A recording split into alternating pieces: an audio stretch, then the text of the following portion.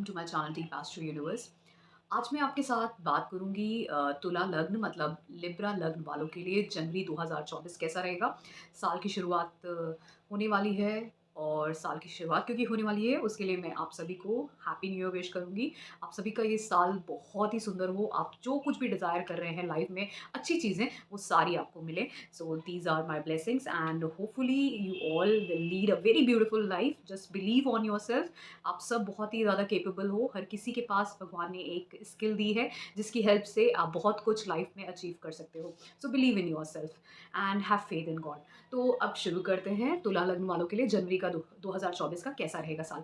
मैं हमेशा साल की बात जब भी करती हूँ तो जब अगर हम मंथली एनालिसिस करते हैं, ईयरली एनालिसिस करते हैं, तो ऑब्वियसली सबसे इंपॉर्टेंट चीज़ यही होती है कि आपकी महादशा अंतर या प्रत्यंतर किस प्लैनेट का चल रहा है, कैसे वो प्लेस्ड है और किस तरीके से वो क्या इंडिकेट कर रहे हैं, वो इम्पॉर्टेंट है। और फिर उसके साथ-साथ ये जो ट्रांज़िट करते हैं प्लैनेट्स और जो बड़े प्लैनेट्स होते हैं जैसे शनि, बृहस्पति और राहु, केतु, इनका इफ़ेक्ट ट्रिगर करता है चीज़ों को। तो अब जैसे मैं बात करूँ ये जो साल है, ये साल है शनि का क्योंकि 8 नंबर आता है। तो आप कहीं न कहीं ये समझ सकते हैं क्या आपके बर्थ नंबर से वो मैचेबल है और क्या आपके लग्न के लिए वो कंपैटिबल है। तो अब तुला लग्न वालों के लिए बात करें तो शनि अच्छा होता है आपके लिए। और शनि की दोनों राशियाँ अगर मैं बोलूँ तो मकर राशि और कुंभ राशि वो आपके चौथे भाव और पंचम भाव में आते हैं, 4th और 5th साइन में। और अभी शनि जो है वो 5th हाउस में आपके हैं।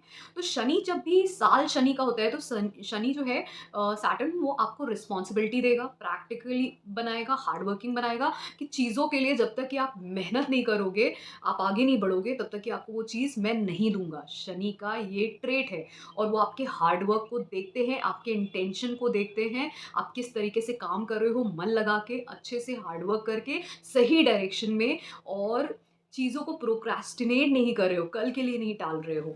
चीज़ें हो सकता है स्लो हों, स्लो का मतलब कभी ये नहीं होता है कि इंसान आज की बजाय कल काम टाल देगा। मतलब आपका काम हो सकता है होने में थोड़ा टाइम लगे, लेकिन कभी-कभार जो चीज़ देर से होती है, उसका रिज़ल्ट उतना ही अच्छा होता है। तो इसी तरीके से शनि यहाँ पे पंचम भाव में जब बैठेगा, तो जो पंचम भाव की चीज़ें हैं जैसे आपके बच्चे हो गए, अगर आपके बच्चे हैं, आपकी एजुकेशन अगर आप अभी छोटे हो, चाहे बेसिक लेवल की हो, चाहे बैचलर्स, मास्टर्स लेवल की एजुकेशन हो, इन सब में आपको रिस्पॉन्सिबिलिटी, आपको हार्ड वर्क करना पड़ेगा इनकी तरफ, चीज़ों की तरफ। फिर अगर लव रिलेशन में हो, तो वहाँ पे आपको थोड़ा हार्ड वर्क करना पड़ेगा, थोड़ा आपको उसको बॉन्ड को लोगों के साथ बना के रखने में थोड़ा-सा आपको परिश्रम करना पड़ेगा। और फिर अगर आप किसी क्रिएटिव स्किल में हो, किसी ऐसी चीज़ में जहाँ पे आपको ट्रेडिंग करनी होती है, जो एस्ट्रोलॉजी में है, खासकर जो लाल किताब वाली रेमेडीज़ वाली एस्ट्रोलॉजी करते हैं ये लोग, जो कुछ प्रोडक्ट का काम करते हैं, ये सारे लोग जो इन सब में आते हैं 5th हाउस में, या जो भी क्रिएटिविटी का जैसे पेंटिंग, डांसिंग, सिंगिंग, ये सारी चीज़ें इसमें आती हैं। अगर आप इनसे रिलेटेड हो या फिर बेसिक एजुकेशन का कुछ भी अगर इनसे रिलेटेड करते हो और 5th हाउस की नहीं भी जुड़े हो, तो कहीं न कहीं अगर आपके बच्चे हैं, लव रिलेशन है, आप खुद कुछ करते हो, वो सारी चीज़ों से आपको कहीं न कहीं उसकी तरफ हार्ड वर्क करने को रिस्पॉन्सिबिलिटी देगा, तो बहुत सारी चीज़ें होंगी। फिर वहाँ से वो आपके सप्तम भाव को देखेगा और आपके 11वें भाव को देखेगा और आपके दूसरे भाव को देखेगा। तो सप्तम भाव में बृहस्पति अप्रैल तक बैठा है, तो तब तक कि जब तक कि बृहस्पति सप्तम भाव में बैठा है, तो काफ़ी अच्छा है आपकी शादी होने के लिए और आपके बिज़नेस स्टार्ट करने के लिए। तो शनि जब इसको देखेगा, जब सप्तम भाव के बृहस्पति को देखेगा, तो एक चीज़ है, शनि हर चीज़ को कंट्रोल करता है। अब कंट्रोल ऐसे करता है, सपोज़ करिए जो अब इस टाइम पे अगर आपकी शादी हो रही है, आपको शादी के लिए कोई पार्टनर मिल रहा है, तो अगर आप एक्सपेक्ट कर रहे थे कि वो पार्टनर में ये क्वालिटीज़ हों, तो शनि कहीं न कहीं उन क्वालिटीज़ की कमी कर देगा।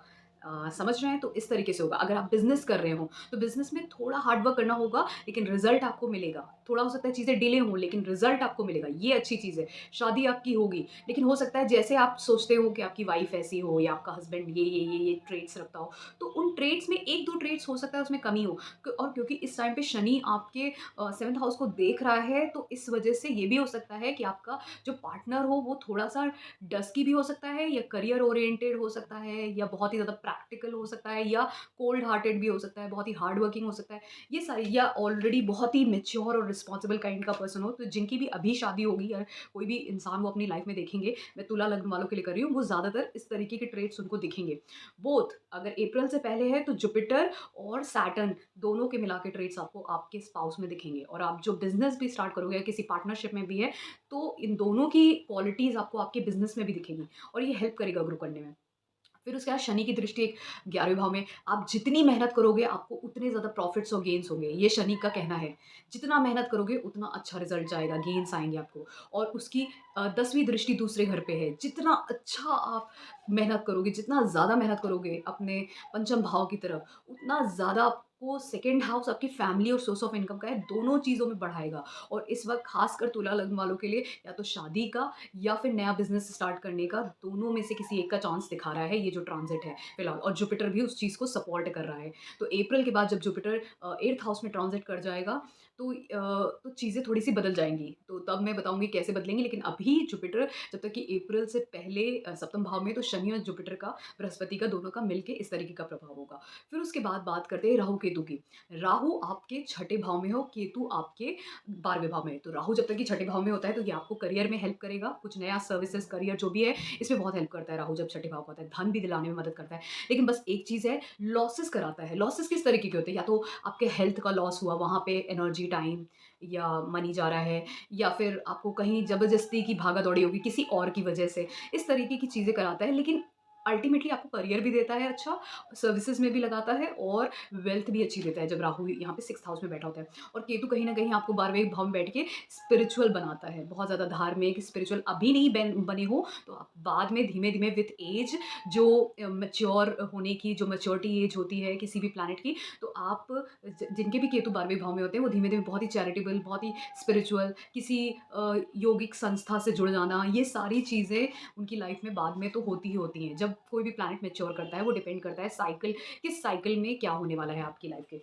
फिर उसके बाद बात करते हैं बृहस्पति की। मैंने बोला बृहस्पति जनवरी में आपके सप्तम भाव में रह गए, बहुत अच्छा है। शादी के या फिर आपकी शादी के या फिर आपका कोई नया बिज़नेस, इन दोनों में से कोई एक चीज़ हो सकती है। तो ये बहुत अच्छा है। बट हाँ, क्योंकि आपके पहले भाव को देख रहा है, तो इतना मत खाइएगा कि आपका वेट गेन हो जाए, बस मैं ये बोलूँगी। और फिर उसके बाद बात करते हैं आपके बड़े भाई-बहन और छोटे भाई-बहन अगर हैं, तो उनकी लाइफ़ में भी इस बृहस्पति की वजह से बहुत अच्छा होगा। फिर बुध की बात करते हैं। अब बुध जो है, वो हमारा जनवरी में वृश्चिक राशि में रहेगा, मतलब आपके दूसरे भाव में। अब ये 12वें घर का मालिक दूसरे भाव में जाएगा, तो घर में खर्चे हो सकते हैं। मतलब क्योंकि 12वें घर का मालिक दूसरे भाव में जा रहा है, तो घर में कुछ, घर परिवार में कुछ आपका खर्च हो सकता है इस तरीके से। और इस तरीके से चीज़ें हो सकती हैं। और साथ में क्योंकि ये नवम भाव का भी मालिक है, तो कहीं न कहीं ये खर्चे इसलिए भी हो सकते हैं कि कहीं न कहीं आपको ट्रैवल करना पड़े, दूर जाना पड़े, कोई चेंज हो रहा हो, आपको वहाँ पे जाना है, तो वहाँ पे खर्चे हो सकते हैं। तो इस तरीके की चीज़ें दिखती हैं जनवरी में। और फिर उसके बाद जब ये 7 जनवरी को धनु राशि में चला जाएगा यही बुध, तो बुध आपके तीसरे भाव में आ जाएगा। तो तीसरे भाव का जो बुध होगा 12वें घर का मालिक और नवम भाव का मालिक होके, तो कहीं न कहीं आपके ट्रैवल के चांसेस होंगे। तो 7 जनवरी के बाद आप ट्रैवल करोगे, क्योंकि तीसरा घर भी शॉर्ट डिस्टेंस ट्रैवल का है, 12th हाउस फॉरेन सेटलमेंट और ट्रैवल का है, 9th हाउस फॉरेन ट्रैवल्स का है, दूर की यात्रा है। छोटी यात्राएँ तीसरा घर, नवम भाव जो होता है 9th हाउस, वो बड़ी यात्राएँ, और जो 12th हाउस होता है वो फॉरेन सेटलमेंट को दिखाता है। तो कहीं न कहीं और लॉसेस को भी दिखाता है। तो वहाँ में ये दिखता है कि आप चेंज करोगे, आपका चेंज ऑफ प्लेस हो रहा है, आप ट्रैवल कर रहे हो और वहाँ पे खर्चा भी हो रहा है। और कहीं न कहीं ये भी दिखता है कि आपकी एनर्जी और टाइम का लॉस हो सकता है। हो सकता है आपके छोटे सिब्लिंग्स के साथ आपका थोड़ा-सा मनमुटाव हो जाए, ये भी चीज़ें हो सकती हैं, या उन पे कुछ ना कुछ खर्चा हो जाए, इस तरीके की। लेकिन कहीं न कहीं ये दिखाता है कि आपका कम्युनिकेशन होगा, ट्रैवल होगा, और आप कुछ हो सकता है बिज़नेस भी स्टार्ट करो, कुछ ऑनलाइन बिज़नेस भी आप स्टार्ट कर सकते हो अगर आप, क्योंकि मरकरी बिज़नेस को डिनोट करता है और 9th हाउस का लॉर्ड है, तो वो चेंजेस को बताता है, ट्रैवल को बताता है, इवन फादर को, इन सब चीज़ों को बताता है, तो कहीं न कहीं चेंज बता रहा है। तो चेंज जो है वो आपके 3rd हाउस में जब बैठेगा, तो वो कुछ नया इनिशिएट भी करा। 3rd हाउस में जब कोई प्लैनेट बैठता है, 3rd house is like will power, strength, नया इनिशिएट करना कुछ लाइफ में, कम्युनिकेशन, चाहे वो किसी भी तरीके का, डिजिटल या ओरल, किसी भी तरीके का कम्युनिकेशन हो, शॉर्ट डिस्टेंस ट्रैवल, ये सब हो। तो कुछ नया इनिशिएट भी होता है आपकी लाइफ में, हो सकता है। और क्योंकि मरकरी है, तो कोई बिज़नेस हो सकता है, या फिर आप जो मैनेजमेंट की फील्ड में, फाइनेंस और इन सब फील्ड में होते हैं, वो भी इसी में मरकरी में आते हैं। तो इनमें से जो भी आपका रिलेटेबल है, बुध की अगर आपकी महादशा अंतर्दशा होगी प्रत्यंतर, तो इस तरीके से चीज़ें दिखती हैं। और जो कुछ भी होगा उसमें आपको ट्रैवल भी होगा, और ये हो सकता है थोड़ा बहुत लॉस हो, या फिर आप डिजिटली कुछ काम करो, कुछ फ़ॉरेन्स के लोगों के साथ कनेक्ट करके, कुछ ऐसा भी हो सकता है। इनमें से कोई भी एक पॉसिबिलिटी आपके लिए बैठ सकती है। फिर उसके बाद सूर्य की बात करते हैं। अब सूर्य पहले 14 जनवरी तक ये आपके धनु राशि में तीसरे भाव में रहेंगे। तो सूर्य जब तक यहाँ पे रहेंगे, तो ये काफ़ी अच्छा है। सूर्य, मंगल, राहु ये सब जब तीसरे भाव में देते बैठते हैं, तो ये विल पावर, आपकी स्ट्रेंथ को कुछ नया इनिशिएट करना, ये सारी चीज़ों के कैपेबिलिटी आपको देते हैं, ठीक है? तो जब सूर्य यहाँ पे बैठेगा तो भी आपके लिए बहुत अच्छा है, आपके 11वें भाव का मालिक है, आपके तीसरे भाव में बैठेगा, तो कुछ आपको लाभ हो सकता है। मतलब आपकी ही वाणी से, आपके खुद के नए कुछ आप इनिशिएट कर सकते हो, उसी से ही आपको लाभ हो सकता है, या आपके बड़े भाई-बहनों से ही, आपकी मदद से आप कुछ नया इनिशिएट कर सकते हो, और आपके दोस्तों की वजह से भी कुछ नया इनिशिएट कर सकते हो अपनी लाइफ़ में। और ये भी हो सकता है कि कुछ डिजिटली कुछ इनिशिएट करो, या फिर वर्बल भी, क्योंकि कम्युनिकेशन ज़रूर इन्वॉल्वड होगा, और कुछ नया इनिशिएट हो सकता है या ट्रैवल हो सकता है, लेकिन वो कहीं न कहीं उसमें आपको गेन्स भी होंगे, या तो बड़े भाई-बहनों की वजह से गेन्स हों, वहाँ पे हेल्प करें वो आपकी कुछ नया इनिशिएट, या दोस्त आपकी हेल्प करें। कुछ इस तरीके से चीज़ें कॉम्बिनेशन इसमें दिखता है, बट वो ये जो ट्रांज़िट है, ये अच्छा है। इसका जो मैंने बहुत सारे कॉम्बिनेशंस बताए कि ये चीज़ें हो सकती हैं, वो आपके उस पे डिपेंड करता है कि आपकी सिचुएशन कैसे चल रही है। आपकी महादशा अंतर्प्रत्यंतर अगर सूर्य का चल रहा होगा, तो ये कुछ पॉसिबिलिटीज़ हैं जो हो सकती हैं। फिर सूर्य 15 जनवरी से चौथे भाव में चला जाएगा आपके, जो कि है मकर राशि। तो मकर संक्रांति होगी उस वक़्त। तो जब मकर संक्रांति की हम बात करते हैं, तो इस टाइम पे जब सूर्य आपके चौथे भाव में होगा, तो कहीं न कहीं दसम भाव को देखेगा। तो वैसे भी सूर्य 10वें भाव में हो, या दसम भाव को देख रहा हो, या लग्न में हो, या तीसरे भाव में हो, तो सूर्य बहुत अच्छा करता है। मतलब मैं ये बोलूँगी, क्योंकि उसकी दृष्टि दसम भाव में हुई, तो कहीं न कहीं करियर में आपके अपलिफ्टमेंट ज़रूर होगा। कुछ तो होगा करियर में।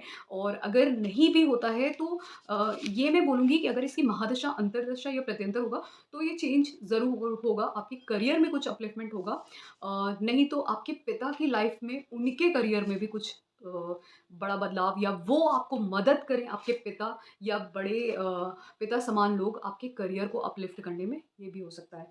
फिर उसके बाद बृहस्पति की मैंने बात कर ली, शुक्र की बात करते हैं। अब शुक्र जो है वो वृश्चिक राशि से जनवरी की शुरुआत कर रहा है, तो शुक्र जब दूसरे भाव में आपका होगा, तो वो पहले घर का मालिक है और 8वें घर का मालिक है।